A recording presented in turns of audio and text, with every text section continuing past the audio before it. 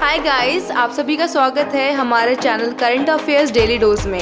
आज है 1 नवंबर 2020। आज की वीडियो में हम बात करने वाले हैं आज की करंट अफेयर्स पर बेस्ड क्वेश्चंस और उनसे रिलेटेड फैक्ट्स के बारे में। तो चलिए फिर शुरू करते हैं बिना किसी देरी के। क्वेश्चन नंबर 1 इज, भारत में राष्ट्रीय एकता दिवस कब मनाया जाता है? When is the National Unity Day observed in India? Option A 30th October, B 29th October, C 31st October and D 28th October. So the right answer is option C 31st October. Bharat में राष्ट्रीय एकता दिवस यानी national unity day हर साल 31 अक्टूबर को मनाया जाता है और इस दिन को मनाने की प्रथा 2014 से शुरू हुई थी और इस दिन को भारत में iron man of India Sardar Vallabh Bhai Patel की जयंती मनाने के लिए मनाया जाता है। दूसरा सवाल है, भारतीय रिजर्व बैंक के नए अकाउंट एग्रीगेटर फ्रेमवर्क पर लाइव होने वाले पहले बैंक का नाम बताइए। Name the first bank in India to go live on the new account aggregator framework of RBI. Option A IndusInd Bank, B Kotak Mahindra Bank, C HDFC Bank and D ICICI Bank. So the right answer is option A IndusInd Bank. IndusInd bank भारतीय reserve bank या reserve bank of India के नए account aggregator framework पर live होने वाला भारत का पहला bank बन गया है। थर्ड क्वेश्चन इज, हाल ही में पीएम मोदी ने देश के किस राज्य में आरोग्य वन का उद्घाटन किया है? Recently, PM Modi has inaugurated the Arogya Van in which state of the country? Option A Madhya Pradesh, B Assam, C Uttar Pradesh and D Gujarat. So the right answer is option D Gujarat. Prime minister Narendra Modi ने 30 और 31 अक्टूबर 2020 को गुजरात में अपने 2 दिवसीय यात्रा के दौरान गुजरात के नर्मदा जिले में आरोग्य वन का उद्घाटन किया है। फोर्थ क्वेश्चन इज, राष्ट्रीय एकता दिवस किस नेता की जयंती मनाने के लिए मनाया जाता है? राष्ट्रीय एकता दिवस और the national unity day is observed to commemorate the birth anniversary of which leader? Option A Subhash Chandra Bose, option B Sarojini Naidu, C Sarvepalli Radhakrishnan and D Sardar Vallabh Bhai Patel. So the right answer is option D Sardar Vallabh Bhai Patel. Bharat में iron man of India Sardar Vallabh Bhai Patel की जयंती मनाने के लिए 2014 से हर साल 31 अक्टूबर को राष्ट्रीय एकता दिवस या नेशनल यूनिटी डे मनाया जाता है। 2020 में महान नेता सरदार वल्लभ भाई पटेल की 145th एनिवर्सरी है। फिफ्थ क्वेश्चन इज, बांध पुनर्वास और सुधार परियोजना के चरण 2 और चरण 3 के लिए सरकार द्वारा कितनी राशि स्वीकृत की गई है? How much amount has been approved by government for the phase 2 and phase 3 of dam rehabilitation and improvement project? Option A 10,000 crores, B 10,211 crores, C 10,501 crores and D 10,999 crores. So the right answer is option B 10,211 crores. The cabinet committees on economic affairs ने बांध पुनर्वास और सुधार परियोजना that is dam rehabilitation and improvement project drip के phase 2 और phase 3 के लिए 10,211 करोड़ रुपए की मंजूरी दी है। सिक्स क्वेश्चन इज, बांध पुनर्वास और सुधार परियोजना को विश्व बैंक के साथ साथ अन्य किस बैंक से वित्तीय सहायता प्राप्त है?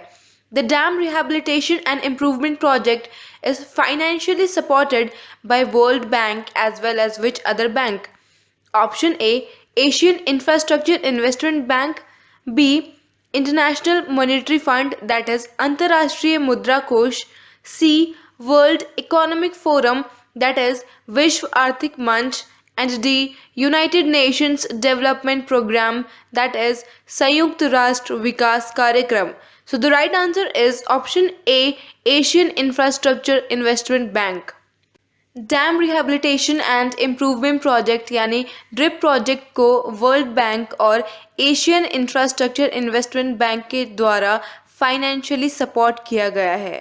7th क्वेश्चन इज नासा की इनमें से किस वेधशाला ने चंद्रमा की सतह पर पानी की खोज की है?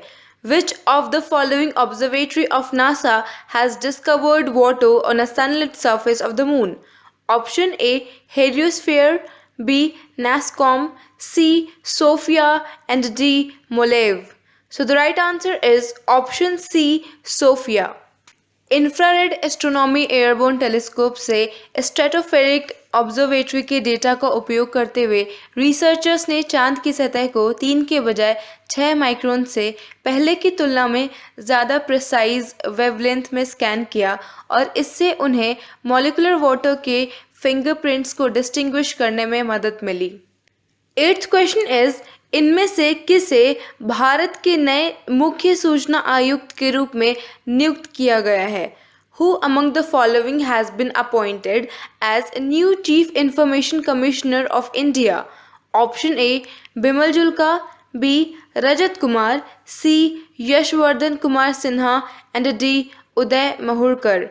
So the right answer is option C, Yashwardhan Kumar Sinha. Government of India ने नए मुख्य सूचना आयुक्त यानी चीफ इंफॉर्मेशन कमिश्नर के रूप में पूर्व विदेश सेवा अधिकारी that is former foreign service officer Yashwardhan Kumar Sinha के नाम को मंजूरी दी है। 9th क्वेश्चन इज 1 लाख महिलाओं को डिजिटल कौशल के साथ सशक्त बनाने के लिए NSDC ने इनमें से किस कंपनी के साथ सहयोग किया है? Which of the following companies has collaborated with NSDC to empower 1 lakh women with digital skills? Option A, HP, B, Dell, C, Amazon, and D, Microsoft. So the right answer is option D, Microsoft.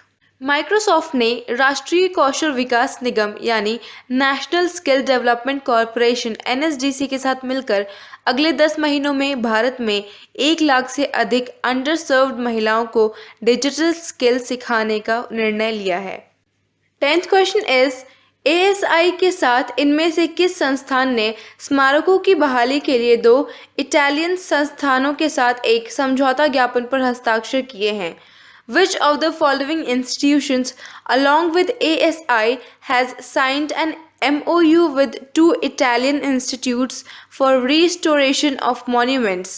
Option A, IIT Roorkee, B, IIT Guwahati, C, IIT Delhi, and D, IIT Kanpur. So the right answer is option D, IIT Kanpur. Indian Institute of Technology Kanpur and archaeological survey of India ने Italy के 2 institutes के साथ एक समझौते पर हस्ताक्षर किए हैं जिसमें कि हिस्टोरिकल मॉन्यूमेंट्स के रिस्टोरेशन और प्रोटेक्शन की मांग की गई है। 11th क्वेश्चन इज इनमें से किस कंपनी ने अपने प्लेटफॉर्म पर डिजिटल गोल्ड लॉन्च किया है? Which of the following companies has launched digital gold on its platform? Option A, Bharat Pay, B, Razorpay, C, Amazon, and D, Google Pay.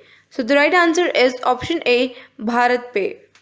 एक leading merchant payment network Bharat पे ने अपने platform पर digital gold launch करने की घोषणा की है। इस लेटेस्ट ऑफर के माध्यम से भारत पे के व्यापारी 99.5% प्योर 24 कैरेट गोल्ड की खरीद और बिक्री कर सकेंगे। लास्ट क्वेश्चन इज 6 साल का अंजार मुस्तीन अली किस देश से ICCR द्वारा आयोजित वैश्विक कला प्रतियोगिता जीता है? 6-year-old Anjar Musteen Ali from which country has won the global art competition conducted by ICCR? Option A, Pakistan, B, Bangladesh, C, Sri Lanka, and D, Vietnam. So the right answer is option B, Bangladesh. भारतीय सांस्कृतिक संबंध परिषद यानी Indian council of cultural relations ICCR द्वारा आयोजित global art competition में एक 6 साल के बांग्लादेशी लड़के अंजार मुस्तीन अली ने अपनी कलाकारी के लिए $1000 का विशेष पुरस्कार जीता है। तो फ्रेंड्स, आपको ये वीडियो कैसी लगी हमें कमेंट करके ज़रूर बताएं and give us a thumbs up if you like this video and do share and subscribe for getting more content like this. Thank you.